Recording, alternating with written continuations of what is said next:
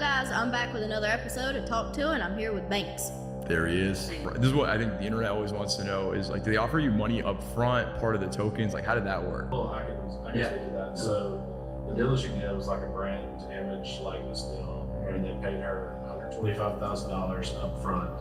They were supposed to pay her $200,000 after the launch of the coin within 30 days. I think you aggressively go in contact and communicate the fact that, listen, we as a team have decided that this is probably the best route to go for Haley. Thank you to all my true fans and all the people that actually watch my stuff and they keep up with me. We're trying to sort out all the pieces and stuff to like get all this figured out and make everything right. Oh my God, I'm gonna cry. What the hell is a Hawk Tuah girl doing? You know it's gonna be a good video when I cover a topic that was massive a couple of months ago and now is being put back into the limelight, and it's double better when it comes back in a bad way. You all remember the Hawk Tuah crypto scam back in December where our lovely girl dropped a token with the help of some developers, but people picked up on some shady stuff like 96% of all supply being owned by one single party. A pre-damning sign that someone out there could swiftly pull the rug and make a lot of money from this, which is exactly what happened, and they fucking nuked hard.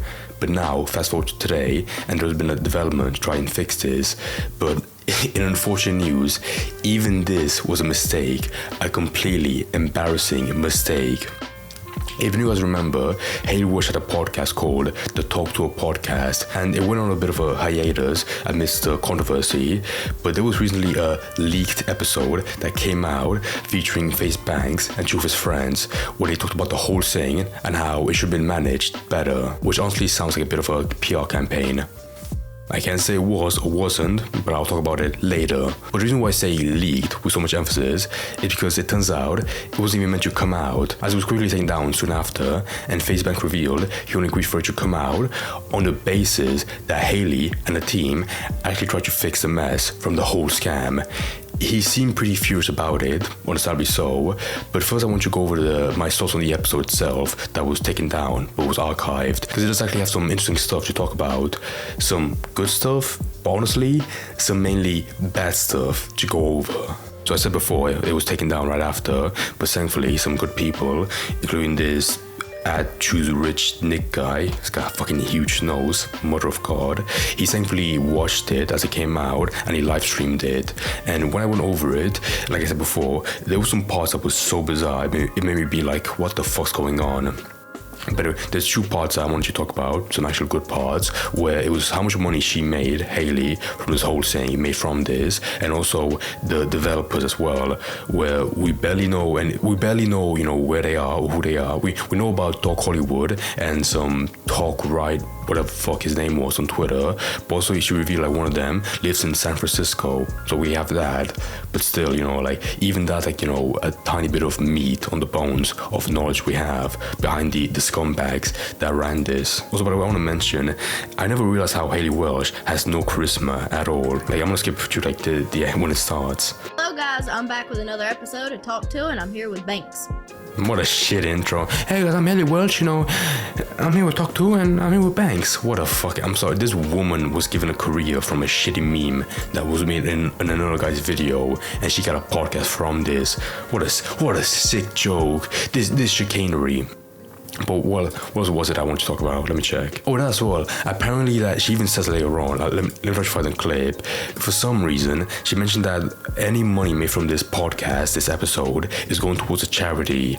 Not the people affected by the scam, but it's going to the people that are affected by the LA fires and the animals, I believe. And all the money out of this episode is getting donated to all the animals that have been affected by the fires up here. What a sick joke. I'm sorry, that's incredibly nice, that's really good. But like, you have fucking people knocking your door asking for their money back for a fucking scam that you promoted unknowingly.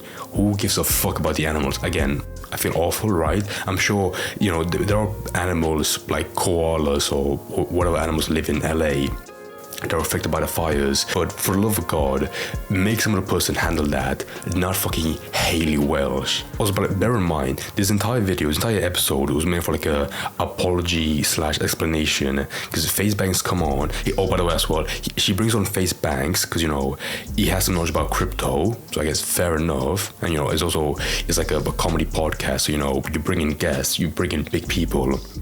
However, for this entire stream, this entire episode is about 40 minutes long, because then this guy talks at the end. Nobody else speaks more than fucking FaZe Banks and his true friends that come in. Haley Welsh herself says nothing, no apology. Meanwhile, also having the audacity to have a sponsor midway through, or around the beginning actually. How? Let me look at this, dude. My God. Let's bring in the Can I have my nerds. tissue go-go? All right, you guys. I only got one sponsor left because there's some real ones and they've stuck with me since every bit Jesus of this. Christ, dude, how? Like, if you want to, I get it, most people that do podcasts, you know, they have to do it like they have to force in a slot for whatever episode, but don't force in a slot in an apology episode where you have to fix your name and apologize to people. That's so fucked up. But anyways, yeah, after the ad break, FaZe Banks brings in his two friends. One guy I don't know about, but the other guy who's a crypto streamer called Frank the Gods.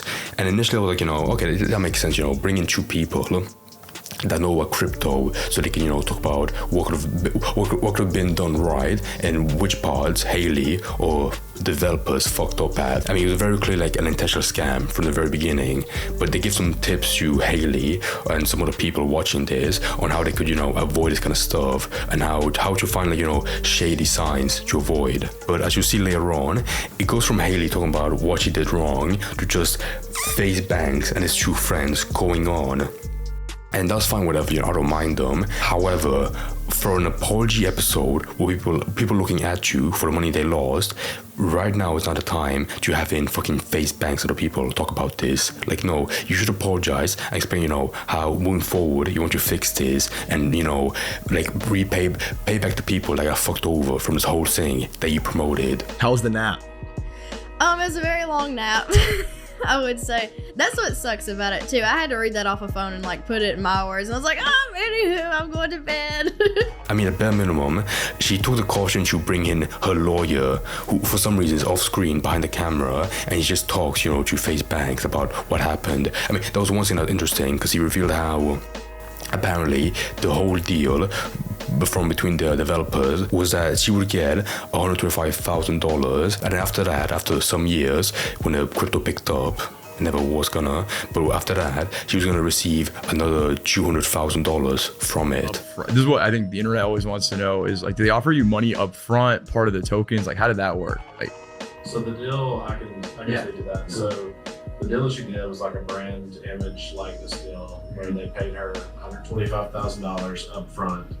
They were supposed to pay her $200,000 after the launch of the coin within 30 days. Back-end participation was to always be mutually agreed, and what they had agreed on in the tokenomics was there was a 10% allocation of the token that would be on a 1-year lock and then a 3-year drip after that. Of that 10%, half of that was supposed to go to the company that created the project and half was to go to her. Now, I'm not gonna state that as fact, okay? Like, it's just her or her lawyer saying that. But if that is true, that's one main reason why I feel bad for her. And I look her as like the dumb kid behind this. Because, yeah, you know, she was the face for the token, the whole meme. However, the real villains, you know, twirling the mustaches, making money from this, was the developers, like I said, Doc Hollywood and some other people we have no idea about, but that was, you know, running the show as well. This show was in like the whole crypto scam, that kind of stuff. But for her to get like just that much money, like, you know, just 125,000, is a clear sign, you know, they give no shit about her and they want to make as much money as possible. Because that is a lot, of course, don't get me wrong, but just that much from just like from a crypto token that made millions. Yeah, that's very bizarre, to be honest. Because like I said in the intro, this token fucking nuked hard. So if she got like, you know, a couple 100,000 from it, they got, as I can only imagine, fucking millions upon millions from it. from what I can assume. But either way, you know, much more than her from what they paid her in the beginning. But again, I want to make one thing very clear.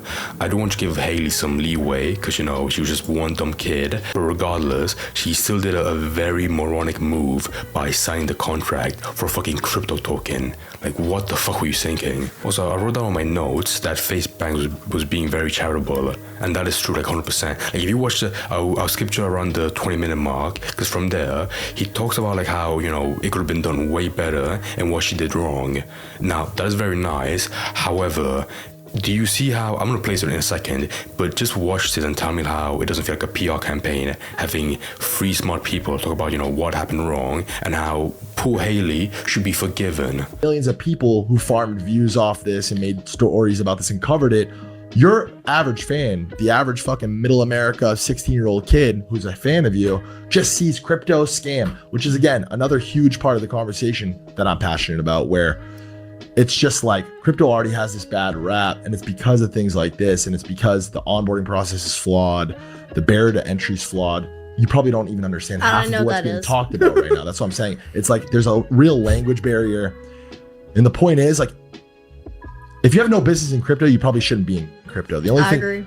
Your introduction to crypto should have been somebody. I just stopped there, but basically, you know, I remember time-stamping that because he wanted like how this looks really bad for her, because for the average fan of Hawk Tuah would really get like a bad impression from her, from all these videos saying like how, oh my god, Hawk Tuah girl scammed a bunch of people. And that is true.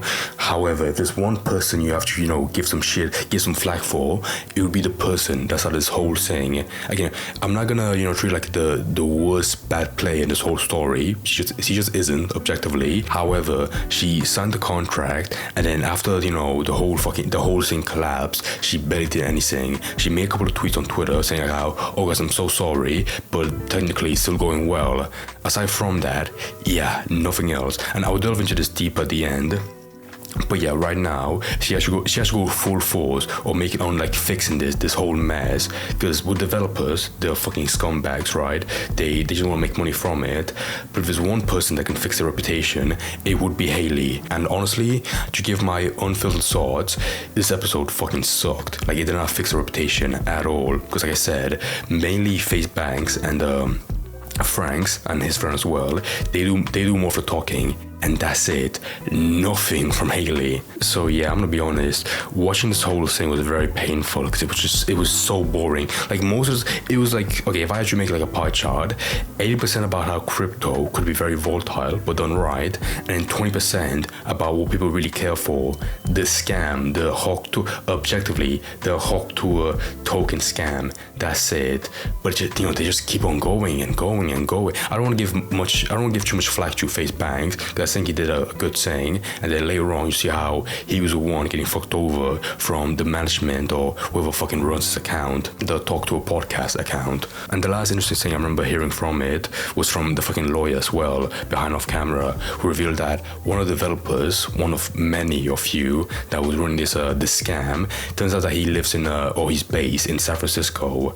So again, we probably don't know their whole identities. So the most that place can go after is that one of them is based in San Francisco, but that's it. But again, if a group of people run a scam like this to this level, making millions, they probably have measures in place to protect themselves, so they don't get arrested. So we have a little bit of knowledge that one of them is in San Francisco, but past that, yeah, nothing else. But overall, fucking, there was nothing here at all.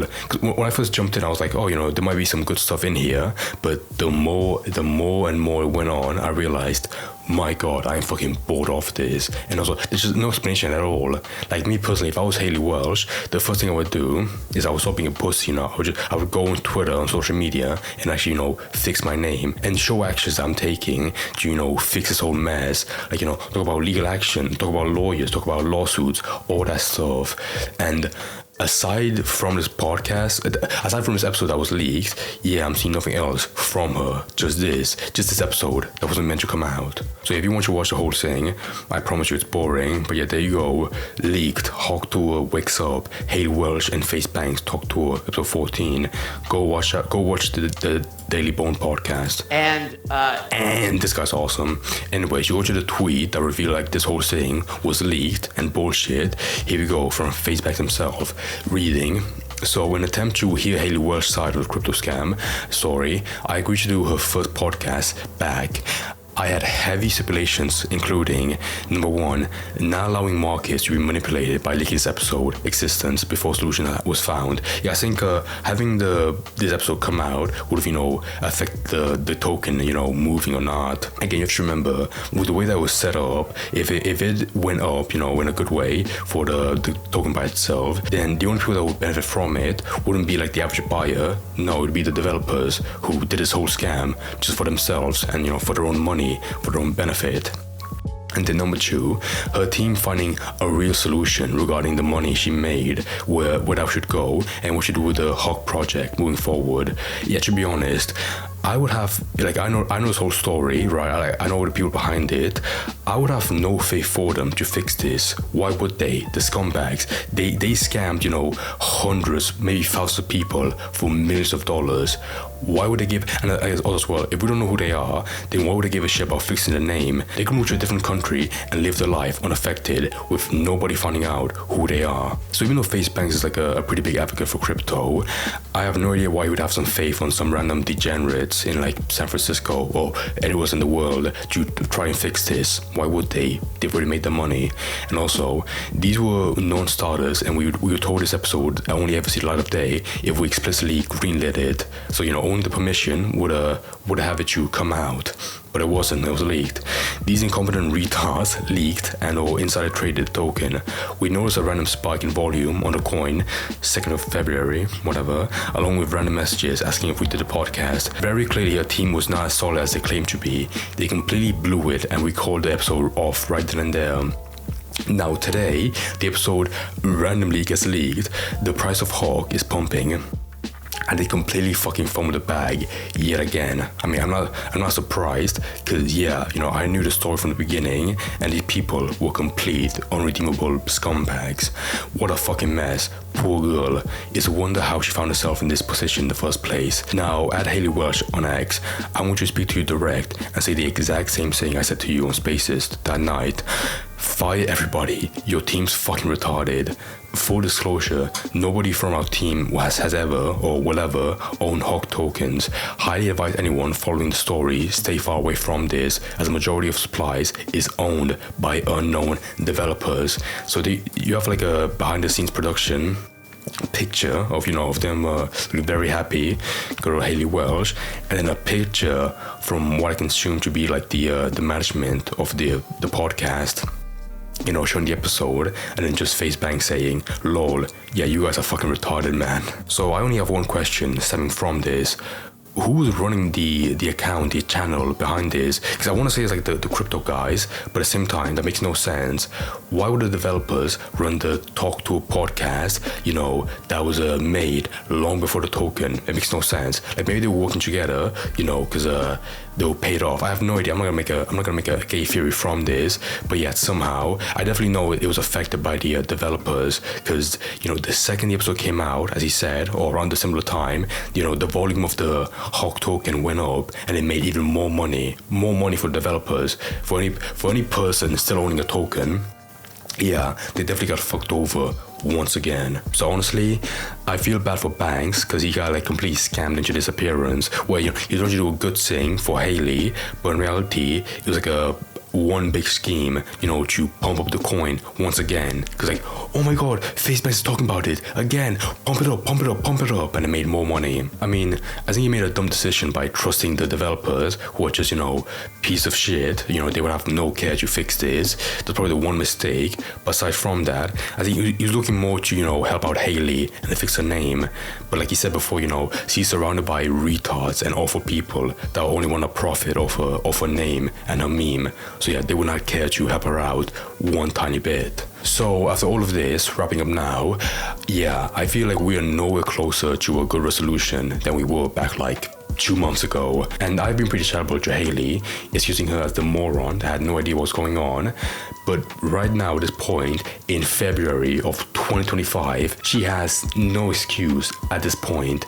She needs to pull up her Kentucky boots, wherever she's from, and actually do something about this. The scam itself might have been committed and executed by the developers, but any attempt at fixing this should come from Haley and the team, separate from developers. And I said before that she probably has no idea how to manage stuff like this, but regardless, that is not an excuse to stay in a hole you're in right now.